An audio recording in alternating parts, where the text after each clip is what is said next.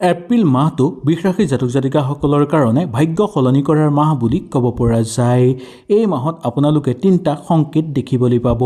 এই তিনিটা সংকেত দেখিলেই বুজিব যে আপোনালোকৰ ঘৰত ডাঙৰ ধনৰ আগমন হ'বলৈ গৈ আছে। ভিডিঅ'টো একেবাৰে আপোনালোকে শেষলৈকে চাব। শেষত মই এটা জনাম ঘৰুৱা প্ৰতিকাৰৰ কথা, যিটো কৰিলে আপোনালোকৰ ভাগ্য 24 ঘণ্টাৰ ভিতৰতে সলনি হৈ পৰিব। আহক তেনেহ'লে আমি সুন্দৰভাৱে জানি লওঁ। যদি ভিডিঅ'টো ভাল লাগে লাইক এটা কৰি আমাৰ মনোবল বঢ়াব আৰু আপোনালোকৰ বন্ধুবৰ্গৰ লগত শ্বেয়াৰ কৰি তেওঁলোককো উপকৃত কৰিব। আজি এই ভিডিঅ'টোৰ যোগেদি মই আপোনালোকৰ কাৰণে লৈ আহিছোঁ বৃষ ৰাশি জাতক জাতিকাসকলৰ এপ্ৰিল মাহৰ সম্পূৰ্ণ ৰাশিফল সিদ্ধান্ত। চাকৰি, ধন, প্ৰেম, স্বাস্থ্য সকলো ক্ষেত্ৰত আপোনালোকৰ কেনেধৰণে হ'ব, কি কি সুযোগ সুবিধা লাভ কৰিব পাৰিব আৰু কি কি সমস্যাৰ সন্মুখীন হ'বলগীয়া হ'ব পাৰে। আহক তেনেহ'লে আমি সুন্দৰভাৱে জানি লওঁ। আপোনালোকৰ ৰাশিটো কি নিশ্চয় মোক তলত কমেণ্ট কৰি জনাবলৈ একেবাৰে নাপাহৰিব, বা আপোনালোকৰ ৰাশিটো হৈ যদি আপোনালোকে জানিব বিচাৰে তেনে ক্ষেত্ৰতো মোক কমেণ্ট কৰি জনাব পাৰে। মই ইয়াৰ পিছৰ ভিডিঅ'টোতে আপোনালোকৰ কাৰণে লৈ আহিবলৈ চেষ্টা কৰিম। এই মাহত বৃষ ৰাশি জাতক জাতিকাসকলৰ কাৰণে ডাঙৰ সুযোগ আহিব। বিশেষকৈ 15 এপ্ৰিলৰ পিছত আপুনি কৰ্মক্ষেত্ৰত নতুন সুযোগ লাভ কৰিব পাৰিব। কৰ্মক্ষেত্ৰত উচ্চ পদবীৰ লোকৰ পৰা আপোনালোকে বিশ্বাস আৰু উপহাৰ লাভ কৰিবলৈ সক্ষম হ'ব। নতুন প্ৰজেক্ট আৰম্ভ কৰাৰ নতুন সুযোগ আপোনালোকে লাভ কৰিব পৰা যোগ দেখিবলৈ পোৱা যায়। যদি আপুনি চাকৰি বিচাৰি আছে তেনে ক্ষেত্ৰত এই মাহটো আপোনালোকৰ ভাল খবৰ অহাৰ প্ৰবল সম্ভাৱনা দেখিবলৈ পোৱা যাব।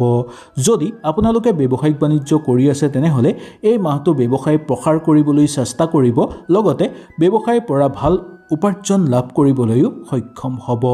অৰ্থৰ ক্ষেত্ৰত উন্নতি আপোনালোকৰ বৃদ্ধি পাবলৈ ধৰিব। কিন্তু এটা কথা মনত ৰাখিব লাগিব, অহংকাৰ আপোনালোকে এৰি চলিব লাগিব। সুযোগ আপোনালোকৰ হাতলৈ আহিব, কিন্তু যদি আপোনালোকে অহংকাৰ কৰে তেনেহ'লে সেই সুযোগ আপোনালোকৰ হাতৰ পৰাও ওলাই যাব পাৰে। তাৰ প্ৰতি লক্ষ্য ৰাখি এই এটা কথাৰ প্ৰতি বিশেষকৈ সাৱধানতা অৱলম্বন কৰি আপোনালোকে চলিব লাগিব। ধনৰ ক্ষেত্ৰত এই মাহটো আপোনালোকৰ বহু গুৰুত্বপূৰ্ণ হ'ব। আয়ৰ স্থিতি বৃদ্ধি পাবলৈ ধৰিব। আগৰ টকা আপোনালোকে ঘূৰাই পাবলৈ সক্ষম হ'ব। নতুন ইনকামৰ চ'ৰ্চ আপোনালোকৰ খোল খাই পৰিব, বা নতুন ইনকামৰ পথ মুকলি হৈ পৰিব। কিন্তু ডাঙৰ সতৰ্কবাণী আপোনালোকে এটা মনত ৰাখিব লাগিব, অপ্ৰয়োজনীয় খৰচ আপোনালোকে কমাব লাগিব। মাহৰ শেষত সমস্যাবোৰ সমাধান কৰিবলৈ যিমান পাৰে চেষ্টা আপোনালোকে ৰাখিব।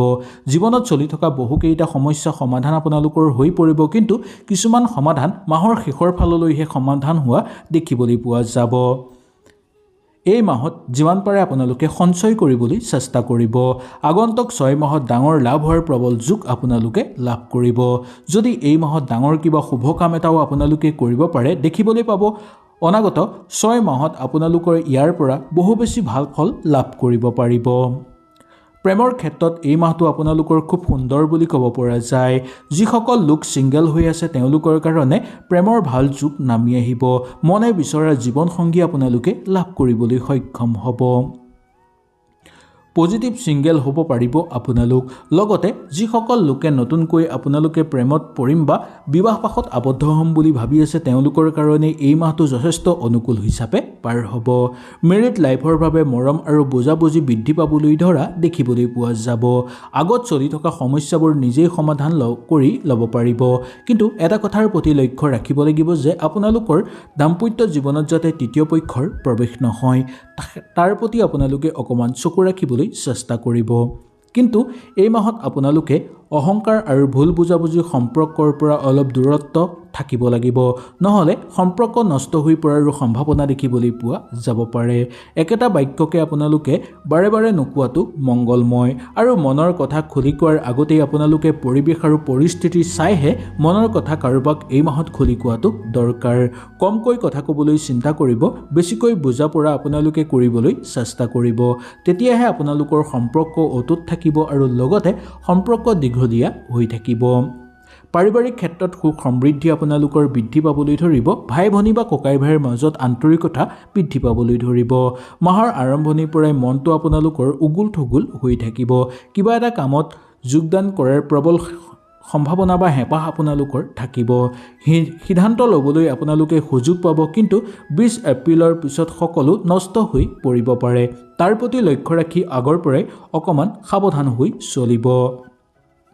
ভাগ্য আপোনালোকৰ এই মাহত বেছি সক্ৰিয় হৈ থাকিব, যাৰ ফলত কিবা কাম হাতত ল'ব বিচাৰিলে আপোনালোকে মাহৰ প্ৰথম ভাগৰ পৰাই সেই কাম হাতত ল'ব পাৰিব।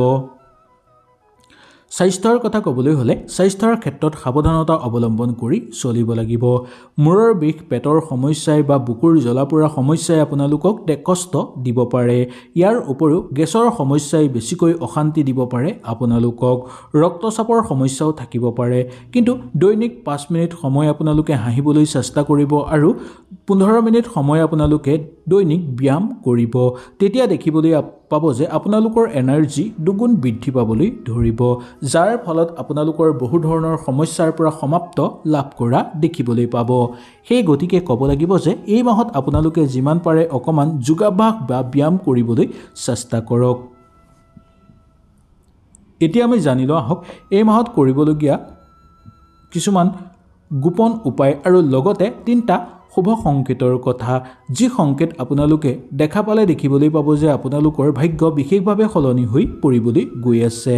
1 নম্বৰটো হ'ল হঠাৎ পুৰণি বন্ধু যদি আপোনালোকে লগ পায় বা পুৰণি বন্ধুৰ লগত যদি আপোনালোকৰ কথা বতৰা হয় এই মাহত, জানিব যে আপোনালোকৰ ভাগ্যৰ দুৱাৰ মুকল খাই পৰিছে, যাৰ ফলত আপোনালোকৰ বহুকেইটা ক্ষেত্ৰত সুযোগ সুবিধা লাভৰ সম্ভাৱনা থাকিব। টকাৰ নতুন সুযোগ গঠনে আপোনালোকৰ জীৱনলৈ নতুন সুযোগ আনিব। এই সংকেত যদি আপোনালোকে দেখা পায়, জানিব যে আপোনালোকৰ ঘৰত ইটোৰ পিছত সিটো সুযোগ সুবিধা আহিব আৰু প্ৰচুৰ পৰিমাণে ঘৰত অৰ্থৰ আগমন হ'ব।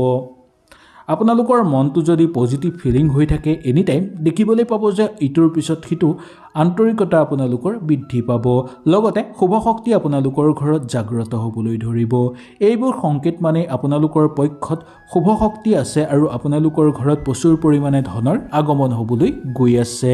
এই সংকেত দেখিলে আপোনালোকে বুজিব যে আপোনালোকৰ ঘৰত থকা সকলো বেয়া শক্তি ধ্বংস হৈ পৰিছে আৰু আপোনাৰ ওপৰত সাক্ষাৎ মা লক্ষ্মীৰ পৰম কৃপা পৰিছে।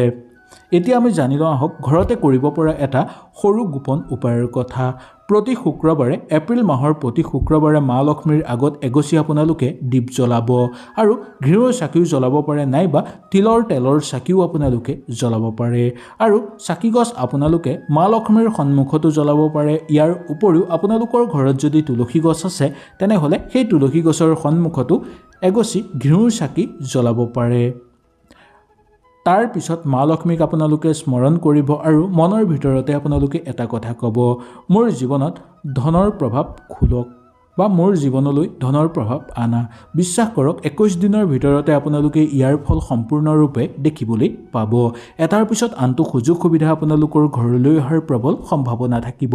মা লক্ষ্মী সন্তুষ্ট হৈ পৰাৰ পিছত আপোনাৰ লগতে আপোনালোকৰ ঘৰৰ মানুহৰ ওপৰতো ইয়াৰ শুভ প্ৰভাৱ পৰিবলৈ ধৰিব। বন্ধু বান্ধৱীসকল, আপুনি যদি বৃষ ৰাশি জাতক জাতিকা হয় তেনেহ'লে আপোনালোকে কমেণ্টত আপোনালোকৰ এই সংকেতৰ ভিতৰত কিবা এটা সংকেত পাইছেনে নাই বা কি সংকেত আপোনালোকে লাভ কৰাটো বিচাৰে সেইটো নিশ্চয় কমেণ্ট কৰি জনাব। ভিডিঅ'টো ভাল লাগিলে লাইক কৰিব আৰু আপোনালোকৰ বন্ধুবৰ্গৰ লগত শ্বেয়াৰ কৰি তেওঁলোককো উপকৃত কৰিব। আৰু আমাৰ চেনেলটোলৈ যদি নতুনকৈ আহিছে চেনেলটো ছাবস্ক্ৰাইব কৰি লগৰ বেলটো অল কৰি ল'ব। তেতিয়া দৈনিক আহিবলগীয়া ৰাশিফল শিতানৰ লগে লগে এই গোপন উপায়ৰ ভিডিঅ'সমূহ আপোনালোকে সুচাৰুভাৱে লাভ কৰিব পাৰিব। তেনেহ'লে আজিলৈ আপোনালোকৰ ওচৰৰ পৰা বিদায় লৈছোঁ। কালিলৈ আপোনালোকক পুনৰ লগ পোৱাৰ প্ৰতিশ্ৰুতিৰে আজিলৈ নমস্কাৰ।